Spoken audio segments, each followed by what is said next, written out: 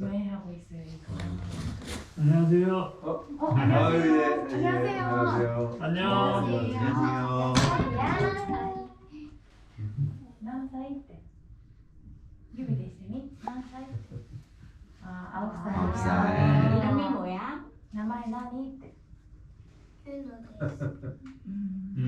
유노예요. 네. 귀여워요. 일본어 잘하구나. 한국말 아직 잘 모르거든요. 아. 네. 제 아들이 한국에 온 지 이제 6개월 정도 됐거든요. 그래도 좀 적응하기가 어려워서 주로 집에만 있거든요. 그래도 뭔가 빨리 적응할 수 있는 방법이 있는지 좀 궁금합니다. 아내분께서는 자녀가 한국 생활에 빨리 적응하기를 원하시는 거죠? 그러려면 자녀가 한국어를 배울 수 있게 도와주시는 게 먼저일 것 같습니다. 이럴 때는 우리 한국인 양부모가 도움이 많이 필요한데요. 우리나라에는 중도 입국 청소년이 한국어를 배울 수 있는 그런 프로그램을 운영하는 다문화 예비학교도 있고요. 지역사회 내에 여러 가지 프로그램이 진행되고 있거든요. 자녀를 집에 혼자 두지 마시고요.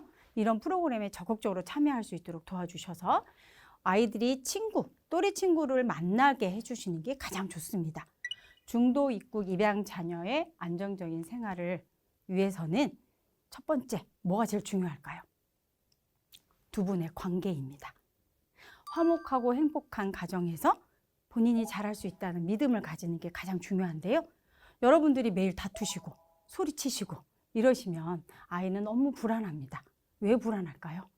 부모님이 혹시 헤어지는 건 아닐까? 그런 마음이 들면 아이들은 디디고 있는 땅이 무너지는 느낌을 받는다고 합니다. 그러니까 그렇지 않게 하려면 여러분들의 관계가 좋으셔야 되고요. 근데 부부가 어떻게 안 싸워요? 그렇죠? 네, 싸우실 때는 자녀가 보는 곳이 아니라 동네 놀이터를 나가세요. 거기서 싸우시면 됩니다. 그러니까 화목한 분위기를 만들어주시는 게 정말 중요하고요. 두 번째는 제가 한국인 양부모님들한테 부탁드리고 싶은 게 있어요. 우리 입양 자녀를 일가 친척들한테 소개하는 겁니다. 당당하게 해주셔야 돼요. 제가 상담한 사례를 보면 어떤 아이가 추석 때 그 일가 친척을 다 만나는 곳에 갔는데 부모님이 소개를 안 해주신 거예요. 한 곳에 앉아 있었더니 오고 가는 사람들이 다 물어본 거예요. 너 누구니? 너 누구니? 그러니까 너무 힘들었던 거예요. 그러니까 그런 일이 없도록 우리 한국인 양부모님께서 우리 아내하고 같이 입양한 자녀를 당당하게 이 아이가 누구인지 정확히 소개를 해주시면 좋을 것 같습니다. 그렇게 해주실 건가요? 네. 예, 감사합니다. 마지막으로 또 한 가지 더 부탁드리고 싶은데요. 뭐냐면 우리 아이들을 좀 기다려주세요. 여유 있게 기다려주세요. 우리 본국에서 공부를 잘했는데 한국에 왔더니 성적이 떨어진다고 너무 많이 걱정하시는 부분이 있는데 그러지 마시고 한국 생활에 다 적응하고 스스로 공부를 잘할 수 있을 때까지 기다려주시는 게 좋습니다. 뿐만이 아니에요. 우리가 모든 행동이 서툴 수 있거든요. 근데 그거를 자꾸 지적하고 야단치지 마시고 조금 기다려주시고 좋은 방향으로 잘 아이가 행동할 수 있도록 여러분들이 도와주시면 좋겠습니다. 그렇게 해주실 거죠? 네. 아이들은 우리가 생각하는 것보다 많은 생각을 하고 감정을 크게 느끼고 때론 중요한 결정을 잘 할 수 있는 존재인지도 모릅니다. 하지만 어른들은 아이보다 자신이 더 경험이 많고 배운 것이 많아서 아이보다 많이 안다고 생각하죠. 그러다 보니 아이를 위한다고 하면서 아이의 마음을 부모의 결정으로 쉽게 넘어가는 일이 많습니다. 부모님이 많이 하는 말이 있죠? 다 너를 위한 거야. 하지만 알고 보면 부모를 위한 것이 대부분입니다. 존중이란 아이의 의사표현이나 감정을 부모가 판단해버리는 것이 아니라 아이의 마음을 인정해주는 것입니다. 아이의 삶에서 진짜 주인은 부모님이 아닌 아이들이라는 걸 잊지 마세요. 아이를 믿어주세요. 아이를 있는 그대로 받아주세요. 아이나 어른이나 감정의 주인은 자기 자신입니다. 지금까지 중랑구 가족센터 센터장 김양이었습니다. 감사합니다. 수고하셨습니다.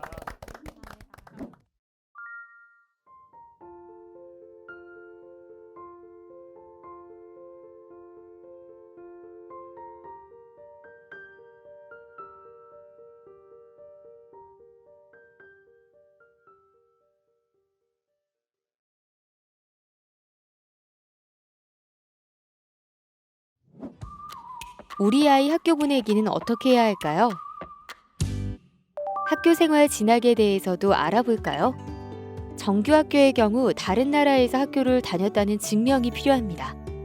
중학교까지는 연령을 고려한 학년 배치를 받을 수 있으며 매년 10월에서 12월 입학 준비를 시작해 3월에 입학할 수 있습니다.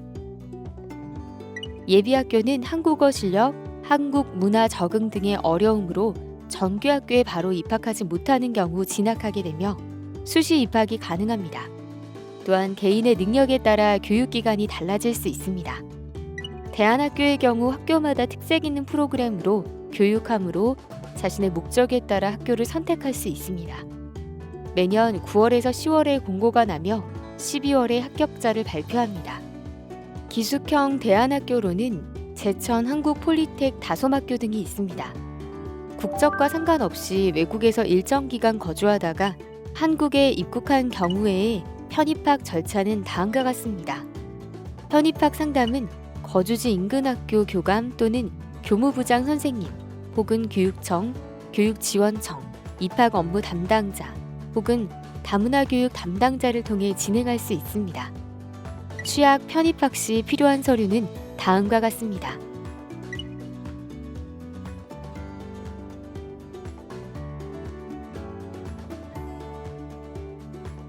협약 가입국가에서 발행한 공문서에 대해 협약 가입국 아포스티유를 발급받으면 대한민국 내에서도 대한민국의 공문서와 동일한 효력이 생기게 됩니다.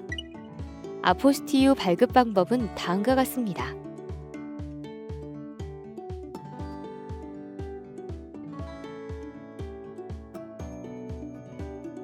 이어서 아동 교육권에 대한 이야기를 해보겠습니다. 헌법과 유엔 아동의 권리에 관한 협약에서는 아동 청소년의 의무 교육을 보장하고 있기 때문에 체류 신분에 관계없이 초등학교와 중학교에 입학이 가능하다고 명시되어 있습니다. 간혹 학부모의 신분 누출이 걱정되어 자녀를 학교에 보내지 않는 경우가 있으나 아동의 교육권을 보장하기 위해 학교에 다니는 자녀를 통해 불법 체류 단속을 하지 않습니다. 편입학 절차는 다음과 같습니다. 국내 학교로 편입학을 원하는 자녀를 둔 학부모는 먼저 해당 학교나 시도교육청 또는 교육지원청을 찾아가서 입학 상담을 받는 것이 좋습니다. 그리고 학교는 보통 교감 또는 교무부장 선생님이 입학 상담을 담당하고 시도교육청과 교육지원청은 입학 업무 담당자가 있습니다.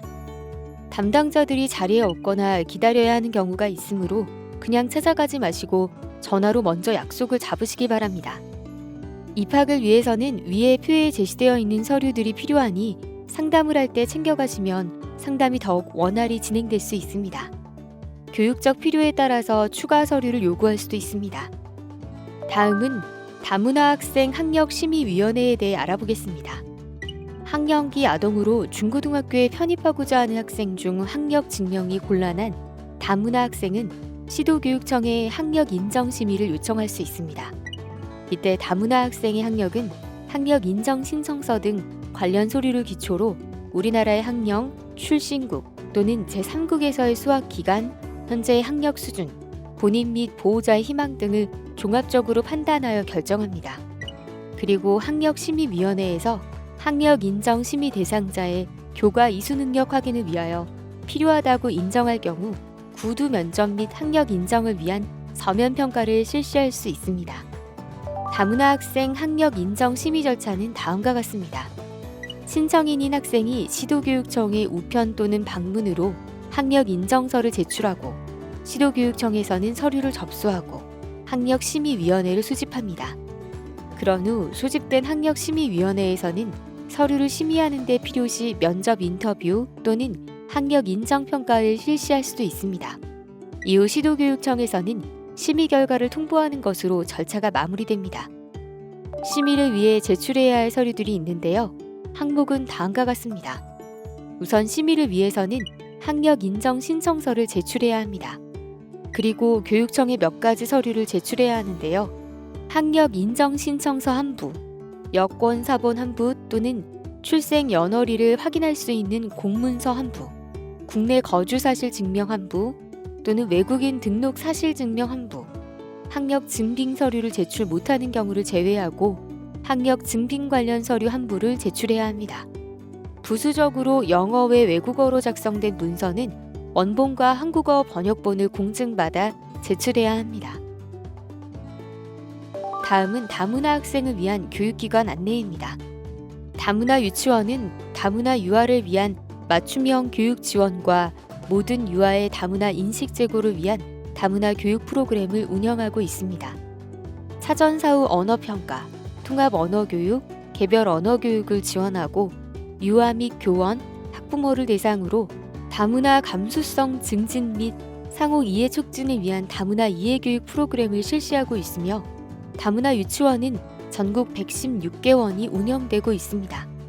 자세한 현황은 해당 시도 교육청에 문의하시기 바랍니다. 그러나 이런 경우도 존재합니다. 중도 입국한 국제결혼 가정자녀 학생이나 외국인 학생의 경우 부족한 한국어 실력 등의 이유로 바로 일반 학교로 진학하여 학교 생활을 하는데 어려움이 있을 수 있는데요. 이러한 다문화 학생들의 학교 적응을 돕기 위해 한국어와 한국 문화를 집중 교육하는 기관이 바로 다문화 예비학교입니다. 다문화 예비학교는 전국 165개 교가 운영되고 있으며 더 자세한 현황은 해당 시도교육청에 문의하시면 안내받으실 수 있습니다. 간혹 일반 학교 중 다문화 학생이 다수 재학하고 있는 학교는 다문화 중점학교로 지정되기도 합니다. 모든 학생을 대상으로 다문화 인식 제고 등 다문화 친화적 교육 프로그램을 기획 운영하고 있고 문화 간 이해 및 소통, 세계 시민교육, 문화 다양성, 반편견, 반차별 교육 등의 다문화 인식 제고 프로그램이 제공하고 이중 언어 교육, 상담, 학습 지원 등 다문화 학생 맞춤형 프로그램을 실행하고 있습니다. 거주지 근처에 다문화 중점학교가 있을 경우 학부모의 요청에 따라 거주지 외의 중점학교로도 전 입학이 가능합니다. 다만 이때 학교장의 허가가 필요한데요. 자세한 현황은 해당 시도 교육청에 문의하면 보다 상세한 안내를 받아보실 수 있습니다. 아동학교 진학에 대한 몇 가지 질문들을 받아보겠습니다. 네, 대한민국은 중학교까지 의무교육입니다. 의무교육 기간 동안은 체류 신분에 관계없이 초등학교, 중학교에 입학할 수 있습니다. 다음 질문입니다.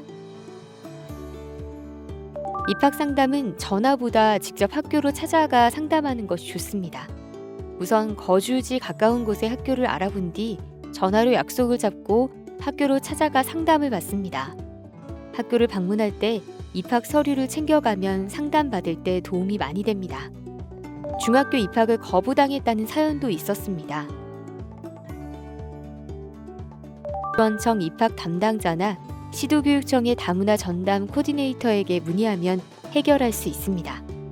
가끔 자신이 원하는 학교에 편입하기에 어려움이 있을 수도 있는데 대한민국은 중학교까지 의무교육으로 한국인이 아니더라도 법적으로 교육받을 권리가 보장되어 있습니다. 또한 2013년부터 입양 자녀의 일반 학교 편입학을 돕기 위해 각 시도교육청에서 다문화 학생 학력심의위원회를 통해 연령을 고려한 학년 배정하고 있습니다. 마지막 질문입니다. 대한민국은 고등학교의 경우 의무교육이 아닙니다. 학교장 재량에 따라 입학이 결정됩니다. 원하는 학교에서 입학을 거절당했다고 포기하지 말고 다른 학교에 입학 상담을 받으면 됩니다. 고등학교 입학은 입학 당사자와 부모님의 의지가 중요하며 3년 동안 학교 생활을 열심히 하겠다는 자세가 필요합니다. 마지막으로 다문화 학생을 위한 교육지원센터를 알아보겠습니다. 서울 다문화교육지원센터로 다플러스 온센터가 있는데요. 다플러스 온센터는 서울 시내 초, 중, 고등학교에 입학을 희망하는 중도 입국 혹은 외국인 다문화 학생을 대상으로 운영하고 있습니다. 다문화 학생의 학교 입학, 취학, 전편입 지원을 위한 원스텝 서비스를 제공하고 있으며 2020년 9월부터 서울에 거주하는 중도 입국 다문화 학생 중에서 한국어 의사소통에 어려움을 겪는 학생들이 공교육에 진입할 수 있도록 한빛 마중교실도 운영하고 있습니다. 다플러스 온센터는 서울시 영등포구에 위치하고 있으며 자세한 사항은 전화나 사이트로 문의할 수 있습니다. 특히 크롬으로 사이트를 접속하면 다국어로 번역이 가능해 다문화 학생들이 쉽게 이용할 수 있도록 되어 있습니다. 영상 플랫폼에 간단한 태그를 검색해서 알아볼 수도 있으니 도움이 필요하다면 참고하시길 바랍니다.